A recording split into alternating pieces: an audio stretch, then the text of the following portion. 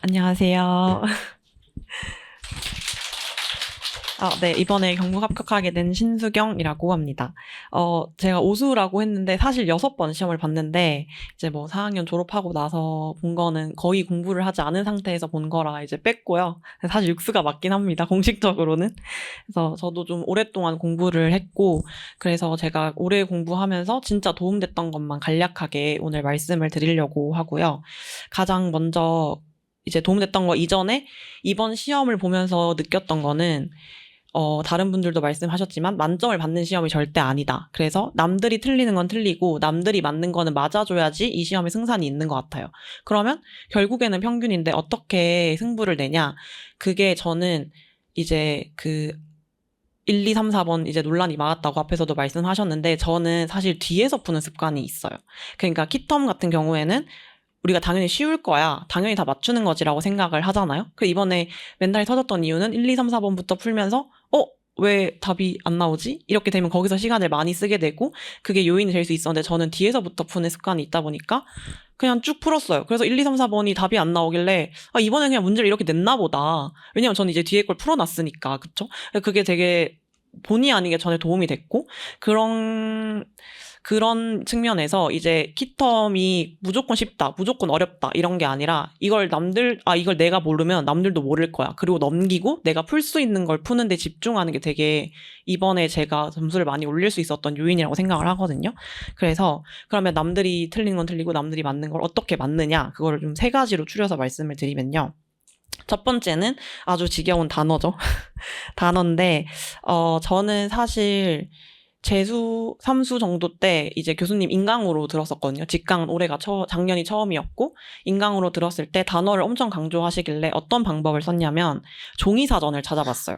그리고 단어를 보통 이제 스터디하면 엑셀로 많이 정리를 하시는데 그렇게 노트북으로 정리하지 않고 그냥 제가 다 손으로 썼습니다.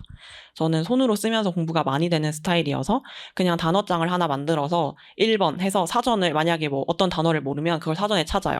그러면은 그 작품에 나온 뜻만이 아니라 다른 다이어도 많잖아. 그거를 싹 다 정리를 하는 겁니다. 손으로. 예문도 정리했어요. 예문도 정리를 해서 그거를 그래서 많이는 못하고 뭐 하루에 10개에서 20개 정도를 정리를 하고 그거를 외우고 이런 식으로 했습니다. 그래서 사실 이게 단어를 많이 외우기에는 좋지 않은 방법이에요. 근데 확실히 기억에는 그러니까 질적으로는 좋은 것 같아요. 그래서 이거를 그대로 카피하셔라 라고 말씀은 못 드리겠고, 왜냐면 효율이 좀 안 나서 이 양과 질 사이에 어떠한 합의점을 좀 잘 찾으셔서 하셨으면 좋겠고, 제가 종이사전을 말씀드리는 이유는 제가 직접 찾아보는 게 되게 도움이 많이 됐어요. 그래서 다른 선생님들 스터디하면서 이제 사전 찾아보면서 정리를 하는 이유도 그 이유라고 저는 생각을 해요. 직접 찾아보는 거. 정말 단어를 종이 사전으로 찾아보면 훨씬 기억에 많이 남고요. 그냥 뭐 네이버 사전이나 인터넷 사전으로 찾아본다고 하더라도 이제 그냥 이 뜻이 이 뜻이야를 그러니까 단어장에서 띡 보는 거랑 내가 막 찾아서 이런 뜻도 있구나 이렇게 한 번 더, 두 번 더 새기는 거랑 다르다고 생각을 하거든요. 그래서 꼭 직접 찾아보는 그런 단어 공부를 하셨으면 좋겠고, 저는 그리고 뭐 하루에 4시간, 만약에 뭐 4시간이면 이때부터 이때까지 단어 공부를 해야지 이렇게 정해놓고 공부하지 않았고요. 어플에다가 이제 핸드폰 어플 잘 돼 있는 거 많잖아요. 거기다가 단어를 입력해서 넣어놓고 그냥 좀 졸리다 그러면 저 이렇게 막 밖에 걸어 다녔거든요. 자습실 많이 오신 분들은 저를 보셨을 거예요. 저 이렇게 계속 왔다 갔다 하면서 이렇게 보고 이랬어요. 그래서 그냥 노래 들으면서도 외우고, 집이 좀 여기서 그때 자취했던 방이 멀었어서 왔다 갔다 40분 정도 걸렸거든요. 그래서 버스 탈 때도 많이 봤어요. 저는 그렇게 자투리 시간을 활용해서 보는 게 훨씬 저한테 도움이 됐다고 생각을 해요. 왜냐하면 제가 좀 효율충이어서 저는 가만히 앉아서 뭘 이렇게 보는 걸 잘 못해요. 손으로 그래서 항상 쓰는 거거든요. 그래서 단어도 손으로 쓰면서 보거나 아니면 짜투리 시간에 이렇게 휙휙 보는 게 저한테 도움이 많이 됐고, 1회독을 그냥 이렇게 쭉 1시간을 보는 것보다 10분 보고 덮고 1시간 다른 공부하다가 다시 또 펼쳐서 10분 보고 이렇게 몇 번씩 보는 게 저는 반복 학습에 더 도움이 된다고 생각을 합니다. 그리고 또 썼던 방법이 만약에 오늘 10개를 외웠으면 내일 20개를 외우는 거예요. 그러니까 어제 외웠던 것부터 오늘 외웠던 것까지 20개.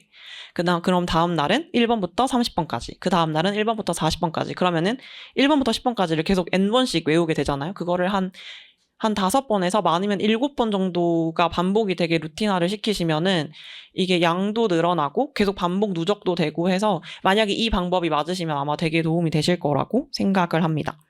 그리고 교수님이 이제 단어 많이 외워라 말씀을 하시는데 저는 단어 책 가지고 공부를 하기보다 작품에서 발췌를 되게 많이 했어요. 그게 이 단어 이 맥락에서 이 단어가 어떻게 쓰였냐가 사실 중요하잖아요. 왜냐하면 저희는 단어 시험을 보는 시험이 아니기 때문에 이 작품에서 이 단어가 어떻게 쓰였고 어떤 맥락일 때 이 단어가 쓰이고 이게 중요하기 때문에 저는 그냥 뭐 시중에 판매하고 있는 책 중에 사실 임용을 위한 책이 별로 없는 것 같아요. 교수님이 만드시고 이런 책 이외에는 별로 없는 것 같아서 저는 작품에서 제가 스스로 발췌해서 단어장을 만들어서 이렇게 많이 썼고요.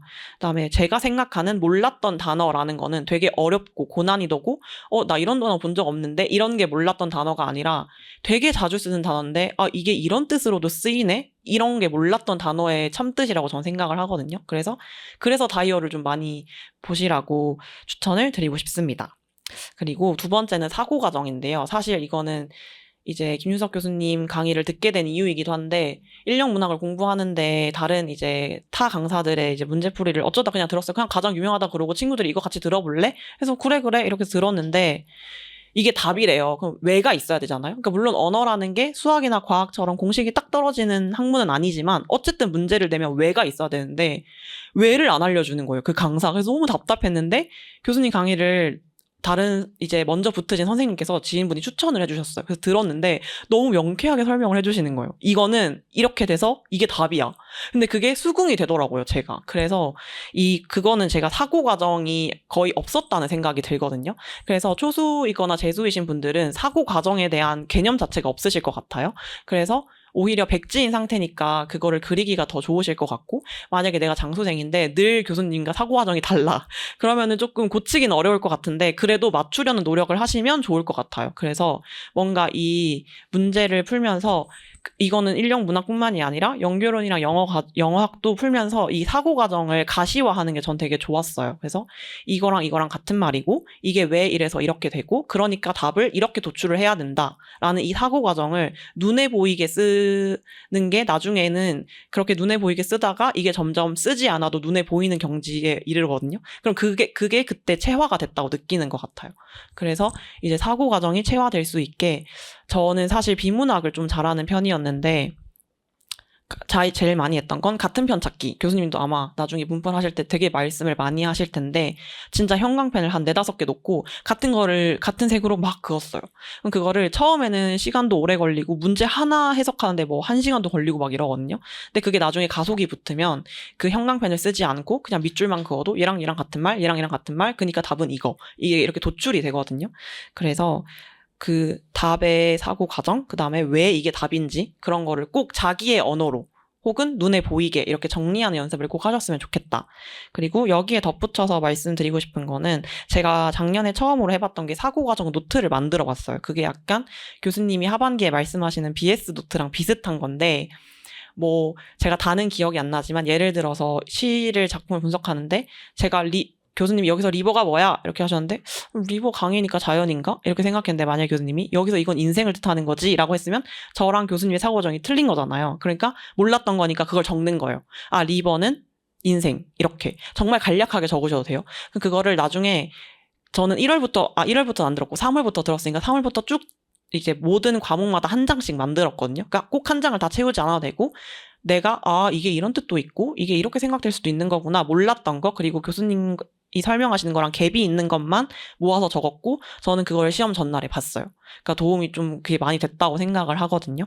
그래서 그런 거 만들어 보시는 것도 좋은 것 같습니다. 왜냐하면 그걸 적으면서 자기의 언어로 바뀌게 되거든요. 그래서 교수님이 말씀하신 게 어려우면은 주변의 스터디원들이랑 얘기를 막 해서 이런 뜻이구나. 그럼 내가 잘 이해할 수 있게 내 언어로 이렇게 써보는 연습을 꼭 하셨으면 좋겠습니다.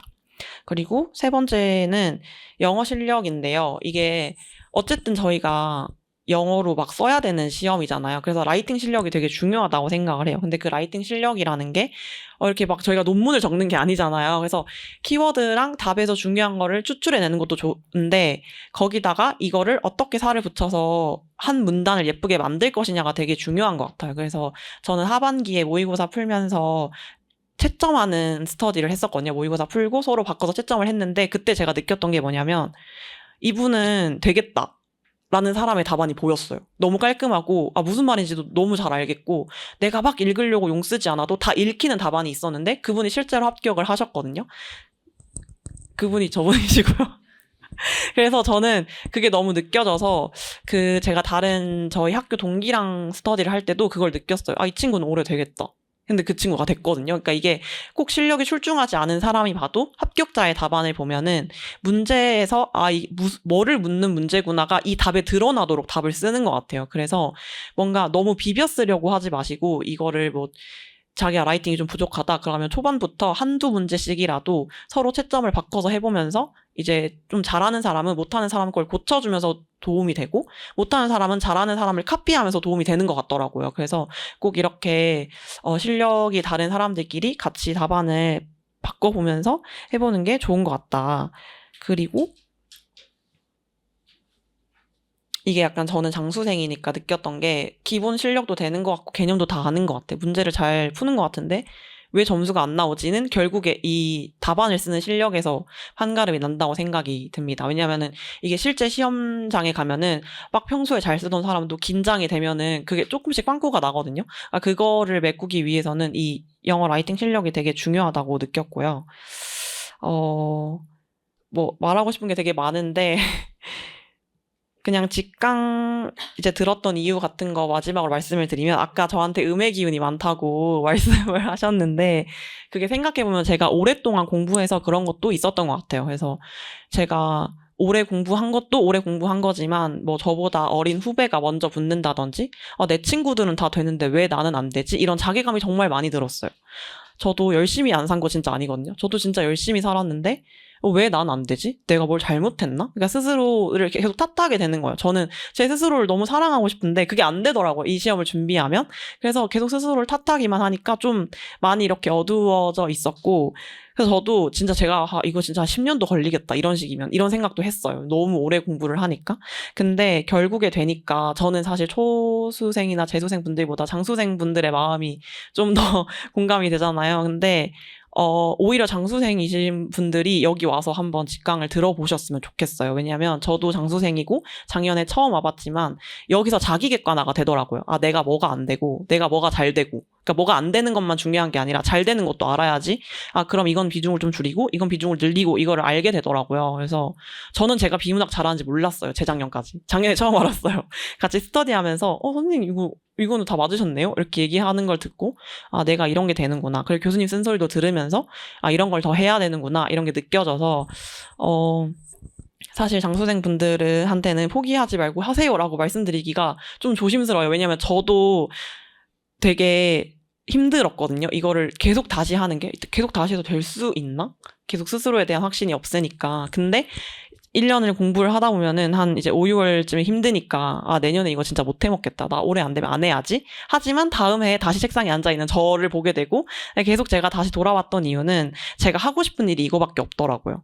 그래서 결국엔 어쩔 수 없이 돌아왔던 것 같아요. 그래서 뭐 계속 하냐 마냐는 선택이지만 그냥 이제 때가 왔을 때 내가 실력을 갖추고 그때와 나의 기회를 잡는 선택을 하셨으면 좋겠어요. 여러분들이. 그래서 여기 뭔가 얼굴이 좀 낯이 익는 분들이 좀 있어서 다 진짜 잘 되셨으면 좋겠고요. 더 자세한 것들은 저도 합격 쓰기에 꼭 남기도록 하겠습니다. 감사합니다.